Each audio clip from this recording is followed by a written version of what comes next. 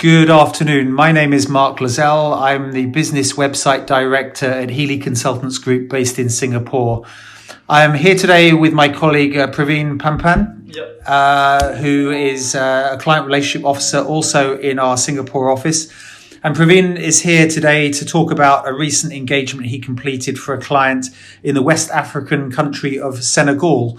Previn, welcome to our little podcast, and please give us a little bit of a background as to the client and what they were looking to do in Senegal. Sure. Thanks, Mark. So basically, this client was oil field safety service company in Singapore, and they were looking to get a tender approved for a project in Senegal. So they required assistance in terms of research on what was the most suitable structure for their company in Senegal, and they needed our help identifying between a limited liability company and a branch. So our main our main part of this engagement was to give them more clarity on which was the best corporate structure for their company setup in Senegal. So we proceeded to do research for Senegal company setup between a limited liability company and branch, so that they were able to know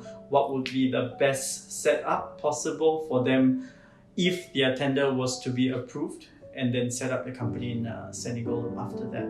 Okay, very good. So the client then engaged us, obviously, with a clarity as to which direction they should go in terms of the business entity.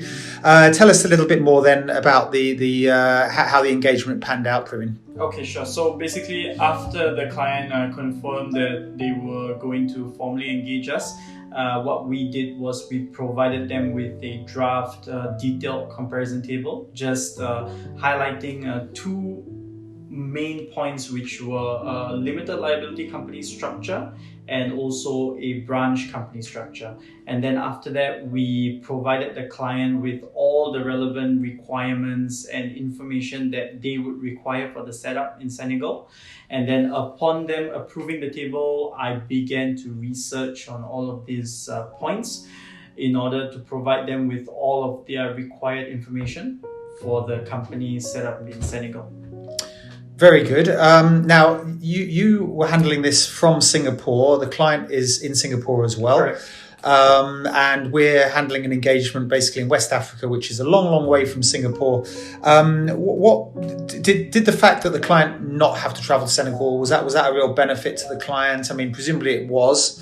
Tell us a little bit about that. Sure. So basically, upon my initial research and after getting to know the basics of company setup in Senegal with our local lawyer in Senegal, who was really helpful and gave me a lot of information at the beginning as well, we determined that it was not required for our client to travel to Senegal to set up the entire company with regards to the company registration, the bank account opening, tax registration, etc.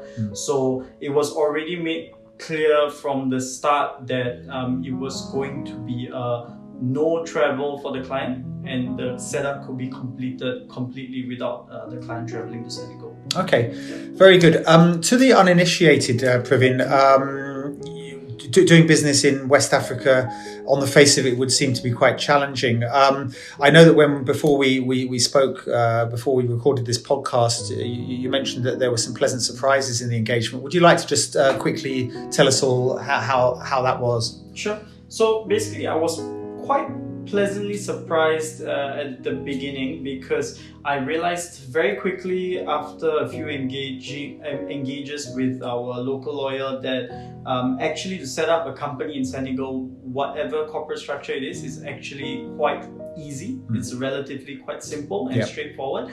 The company incorporation doesn't take a long time, and also upon company registration, a bank account opening with a local bank usually is quite uncomplicated in a good way for clients. So the fact that it's relatively easy to set up the company, plus the client doesn't have to travel, were actually very positive signs at the start for the client as well, as we continue to complete the table like week after week.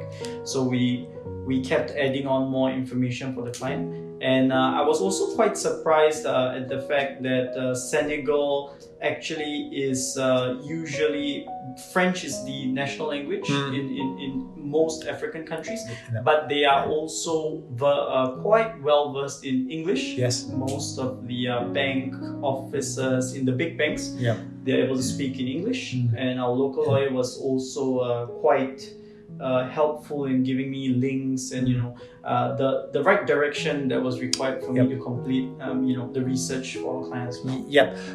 Finally, going back to the corporate bank account opening, was the client able to open a multi-currency account, or was it only a local currency account, if you can recall? Sure. So basically, for Senegal banks, it is a bit of challenge to open multi-currency bank accounts, because usually most of their transactions through Senegal banks are done in African franc, which is their local currency. So they very seldom allow foreign currency accounts to be opened with the banks. It's usually only granted to consulates, embassies, and NGOs and things like that, right? And they need approval from the central bank as well. So possibility of opening a multi-currency bank account with a Senegal bank is not particularly high, and you require approval from the central bank as well. Okay. Previn, thank you very much, and I look forward to speaking to you again with your next Senegal engagement whenever that comes up. Thanks, Mark. All right, thanks.